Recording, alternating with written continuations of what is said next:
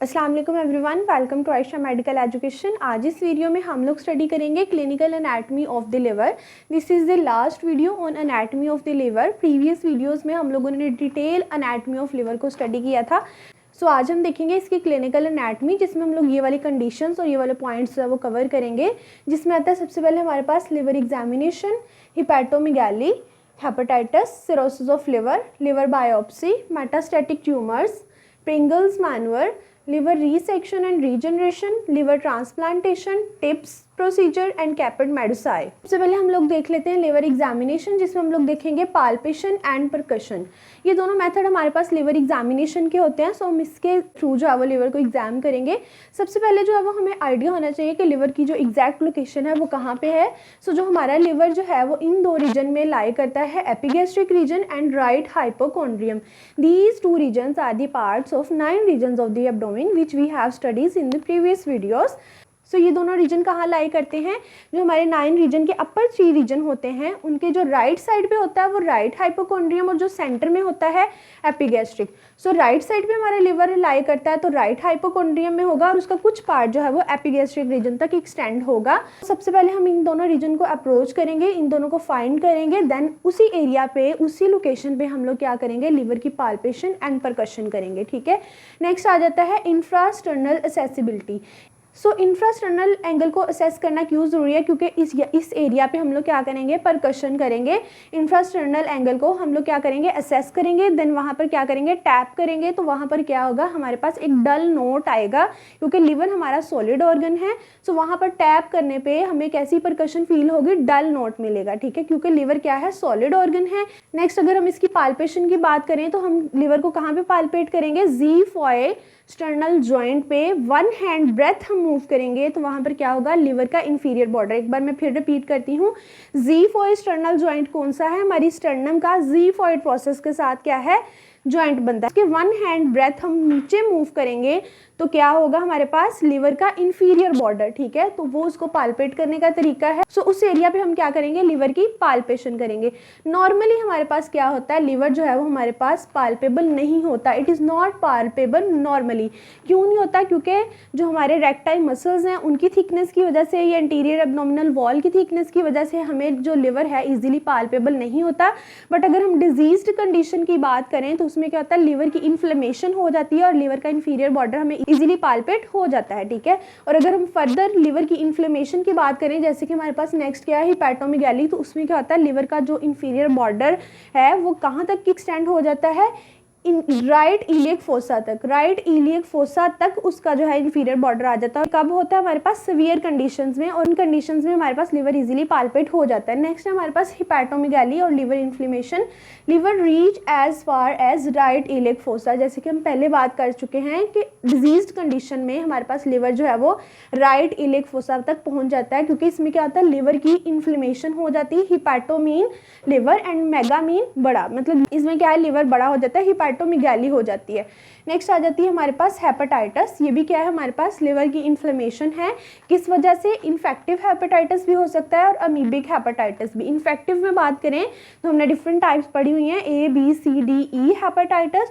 और अमीबिक की बात करें तो इसमें क्या होता है, एंटामीबा हिस्टोलिटिका के इन्फेक्शन की वजह से हमारे पास अमीबिक हेपेटाइटिस हो सकता है, मीन लिवर की इन्फ्लेमेशन हो सकती है। इसमें बात करें इन्फेक्टिव की तो ये कौन सा हेपेटाइटिस है, वायरल हेपेटाइटिस, मीन ये वायरस की वजह से हमारे पास इन्फेक्शन होता है और इसकी वजह से क्या हो जाता है, हेपेटाइटिस हो जाता है।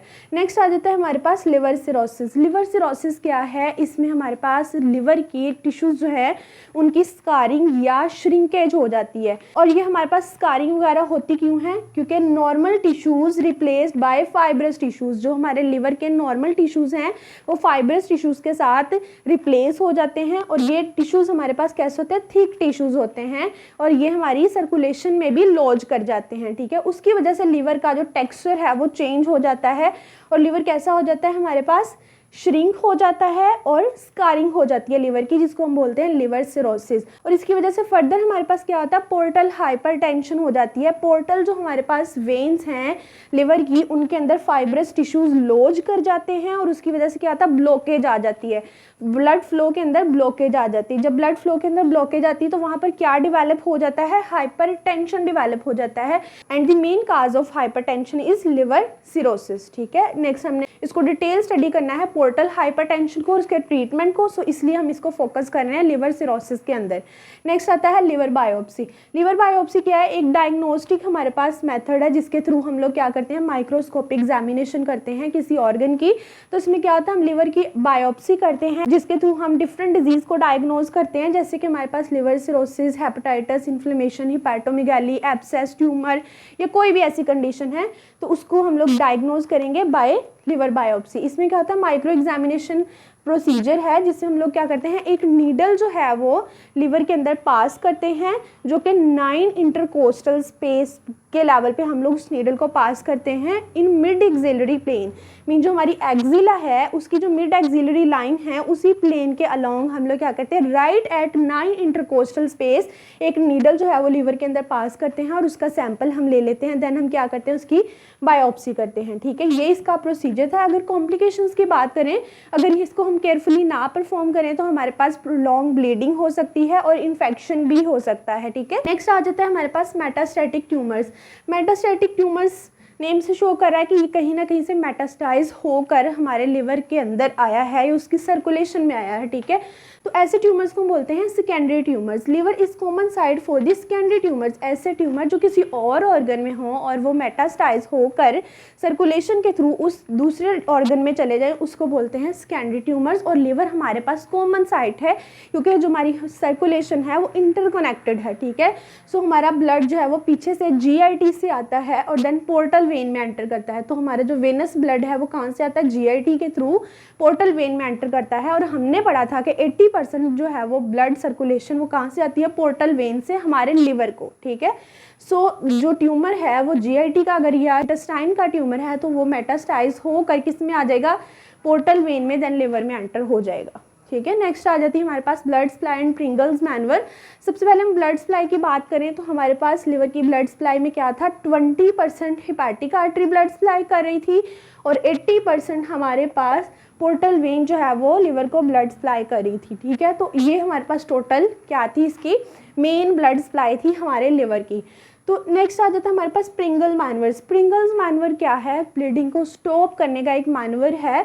ड्यूरिंग सर्जरी हमारे पास क्या होता है, लिवर की ब्लीडिंग स्टार्ट हो जाती है तो हम क्या करते हैं, जो फ्री एज है हमारे पास लेसरोमेंटम का उसको कंप्रेस कर देते हैं। अब ब्लीडिंग का क्या ताल्लुक है with the compression of free edge of lesser omentum. Basically lesser omentum हमारे पास क्या है, हमने पेरिटोनियम की वीडियोज़ में स्टडी किया, हमारी पेरिटोनियम का लेसर फोल्ड है लेसर ओमेंटम। लेसर ओमेंटम के अंदर ये दोनों वेसल्स जो हैं वो लाई करती हैं। सो जब सर्जरी हो रही होती है, ट्रांसप्लांटेशन या कोई भी ऐसा प्रोसीजर है तो उसके अंदर क्या होता है, लिवर की ब्लीडिंग हो रही होती है तो हम क्या करते हैं, ब्लीडिंग को प्रिवेंट करने के लिए लेसर ओमेंटम को कंप्रेस कर देते हैं ताकि इसके अंदर जो दोनों वेसल्स हैं ये कंप्रेस हो जाएं और ब्लीडिंग स्टॉप हो जाए।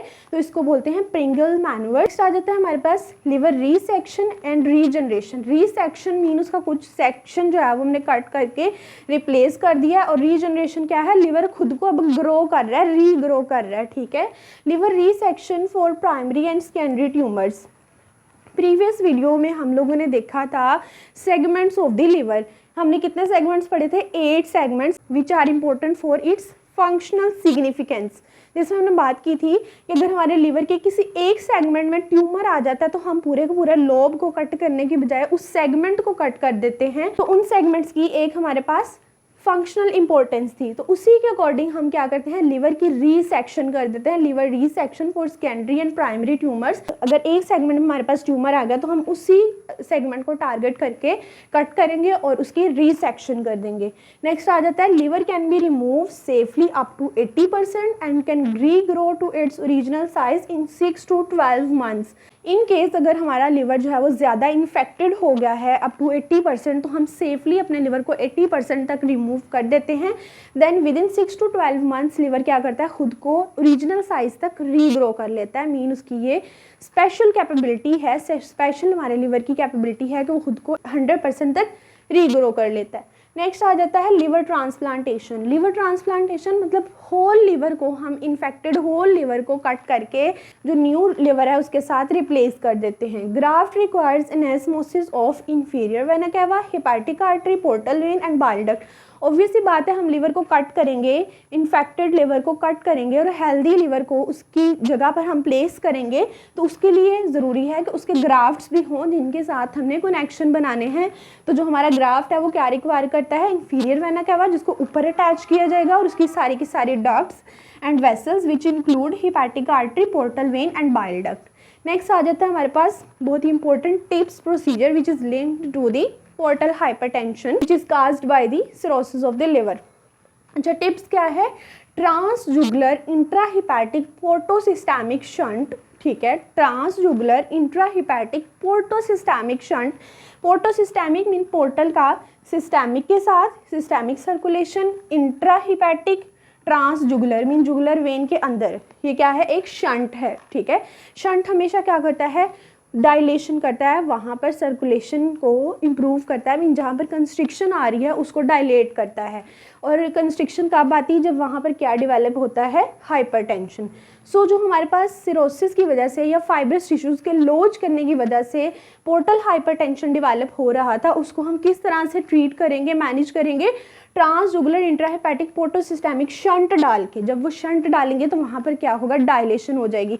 अगर हम इसके चैनल की बात करें, मीन ये शंट हमने कहाँ से स्टार्ट करके कहाँ तक ऐड करना है, सबसे पहले हम क्या करेंगे, जुगुलर वेन में हम लोग शंट डालेंगे, वहाँ से superior vena cava, superior vena cava से inferior vena cava, inferior vena cava से हम जाएंगे हिपैटिक वेसल्स, देन वो क्या करेगा, लिवर टिश्यू को एंटर करेगा और वहाँ से पोर्टल वेन्स में।